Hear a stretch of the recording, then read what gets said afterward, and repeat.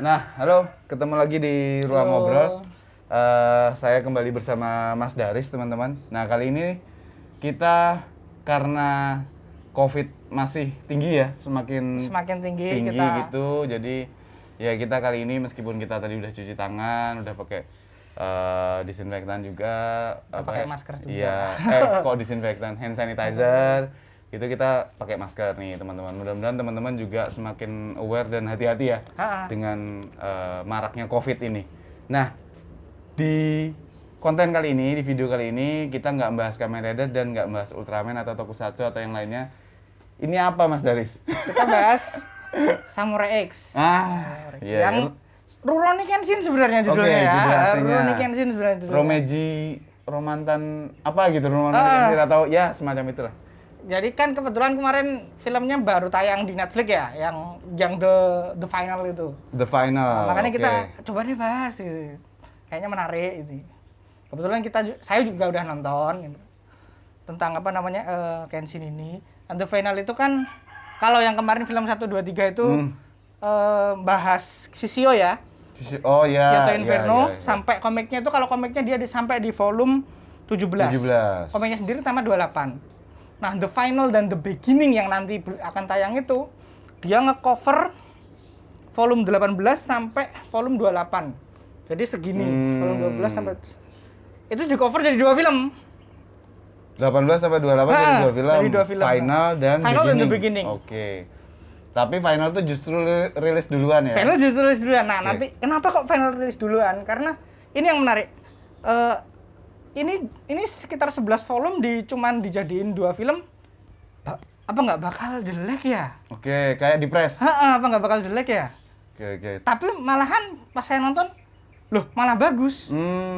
Malah bagus karena sebenarnya ya Kenshin itu peak-nya tuh dia udah pas lawan Shishio itu udah puncak. Jadi ketika arc-nya Jinchu ini, arc-nya NSC, adanya Kenshin ini dia mulai, jujur aja agak underwhelming Mas ya. Iya. Kalau sampean baca komiknya juga kan ya? Juga udah, animenya juga udah gitu. Jadi di anime nggak ada sih ya NEC, maksudnya secara OVA kan ya. OVA aja. Iya. Berarti Mas Daris kan kalau jarak antara 3 film Rurouni Kenshin sebelumnya, itu kan agak jauh tuh. Jauh banget malah. Jauh banget ya. Jauh banget. Dan ini apakah memang diceritakan di final ini, The Final ini, diceritakan memang benar-benar sequel dari yang ketiga? Langsung, beneran. Langsung. Dia awalnya itu langsung NEC itu kebetulan ini sama kayak di komiknya. Plek. NEC itu yang nyuplai persenjatanya Shishio. Oh iya benar. Yang nyuplai persenjatanya Shishio. Katana ya. Di sini juga dia di film dia juga diceritakan seperti itu. Diburu sama polisi, diburu sama siapa?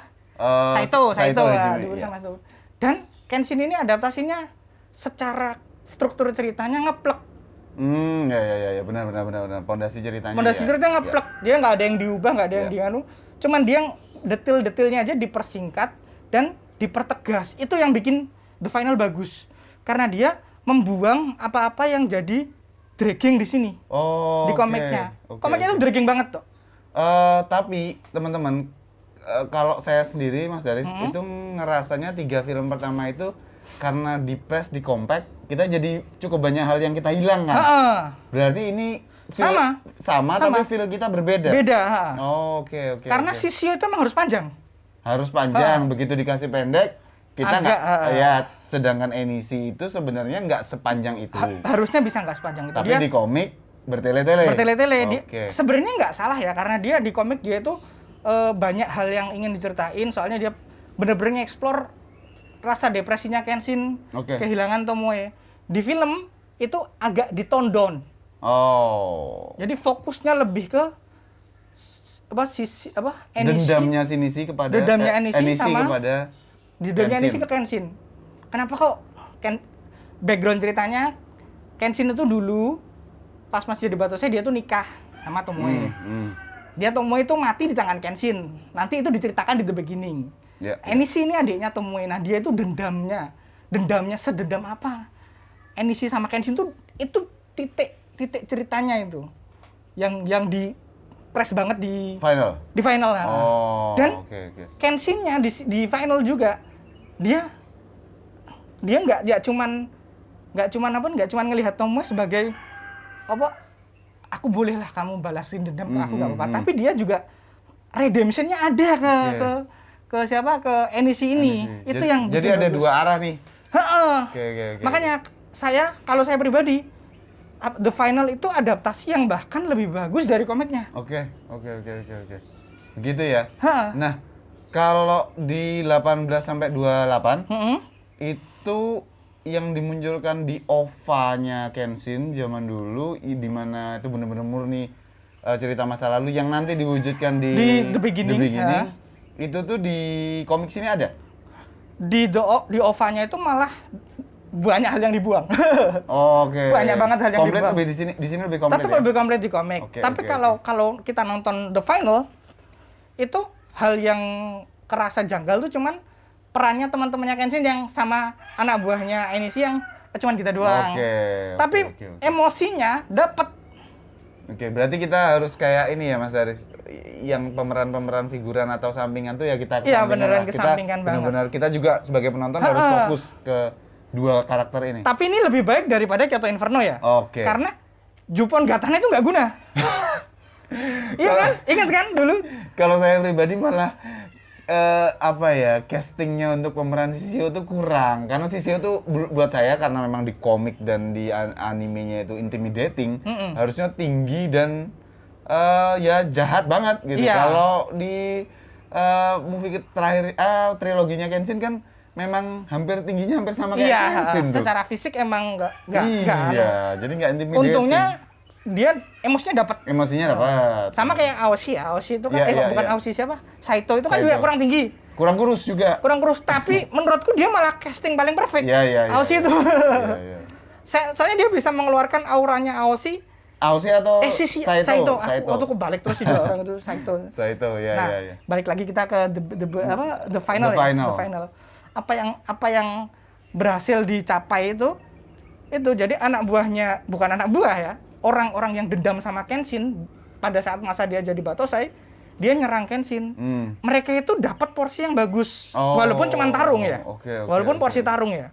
Tapi dendamnya tergambarkan. Dendamnya ada beberapa masa lalu. Enggak. Jadi cuman aku pengen bunuh kamu, pengen gitu doang sih. Oke.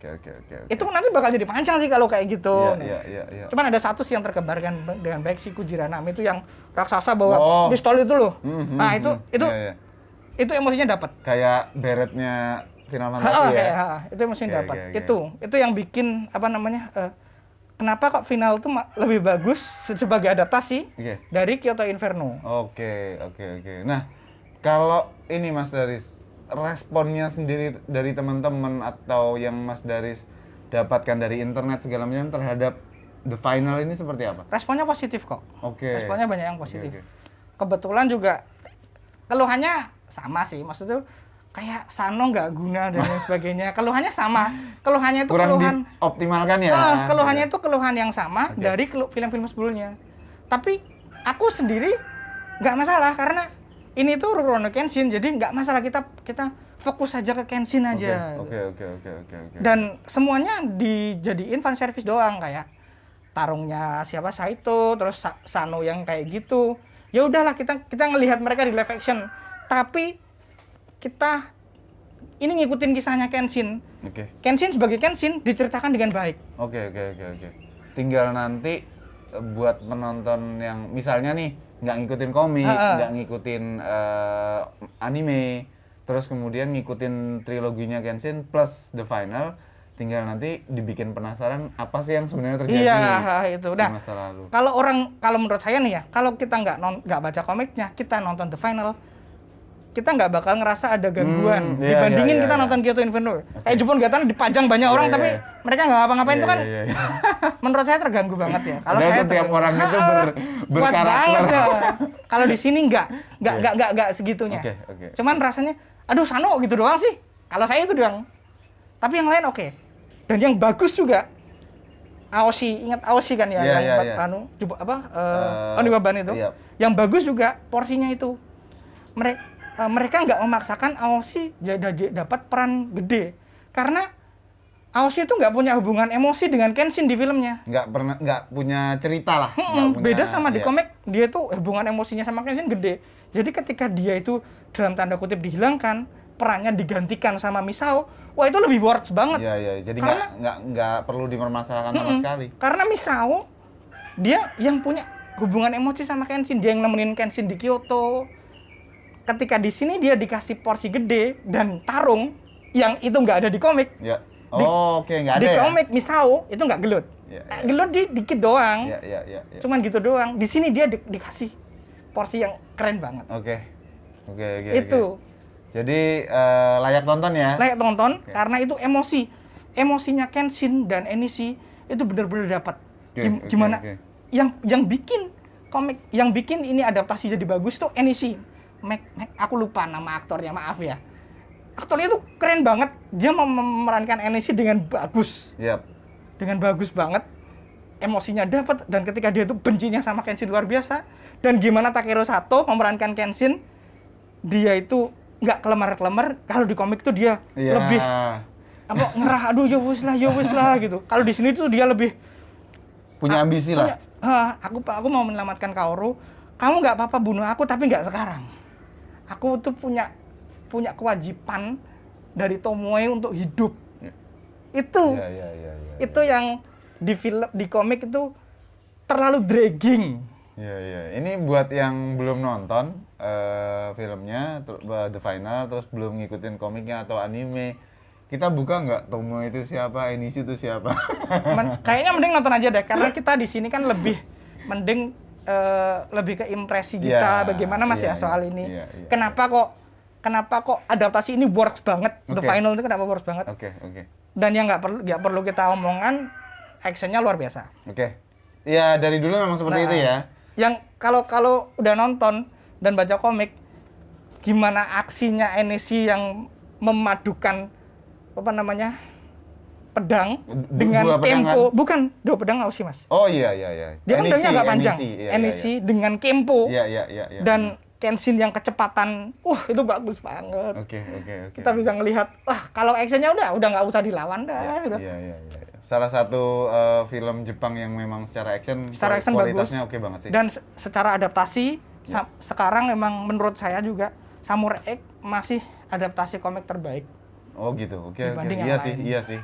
Cukup banyak yang ambiar ya. Cukup banyak yang ambiar. Benar.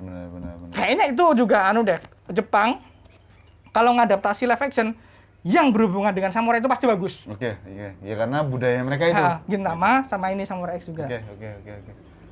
Berarti ini tim produksi, director dan jajarannya juga belajar banyak ya belajar banyak dari kemarin. 3 film yang dan bener-bener rasa keluhannya apa di kemarin Jepang Gatan nggak guna, di sini kroconya berguna. Oke. Gelut juga. Siap. Ada lagi Mas Daris untuk yang terakhir kalinya sebelum kita tutup? Tonton. Kalau bisa di Netflix. Tonton kalau bisa di Netflix. Siap gitu. Terima kasih teman-teman yang udah ngikutin episode kali ini. Kita ketemu di episode selanjutnya. Semoga kita nanti bisa bahas juga pas The Beginning keluar.